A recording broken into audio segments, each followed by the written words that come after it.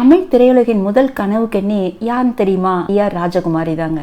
ராஜா ஈங்கிற இயற்பெயர் கொண்டவர் கச்ச தேவயானிங்கிற வெற்றி படத்தின் மூலம் திரையுலகில் காலடி எடுத்து வச்சார்.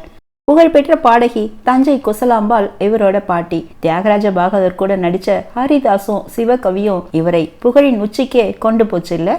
ஜெமினியில சந்திரலேகாவில இவர் ஆடின ஜிப்சி நடனமும் கடைசியில வர ட்ரம்ஸ் நடனமும் இவரை இந்திய அளவில் பேச வச்சுது. கலைஞரோட மனோகரா படத்துல வசந்த சேனையா நடிச்சிருந்தார். PU Chinappa, MK Radha, TR Mahalingam, Sivaji, அப்புறம் MGRோடையும் நடிச்சிருப்பார்.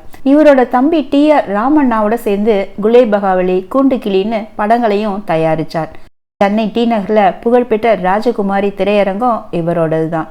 இவரை பார்த்து தியாகராஜ பாகவதர் பாடின மன்மத லீலையை வென்றவர் உண்டோங்கிற பாட்டு ரசிகர்களோட பேராதரவை பெற்றது. கடைசி வரைக்கும் கல்யாணம் பண்ணிக்காம தன்னோட குடும்பத்துக்காகவே வாழ்ந்தவர் TR ராஜகுமாரி.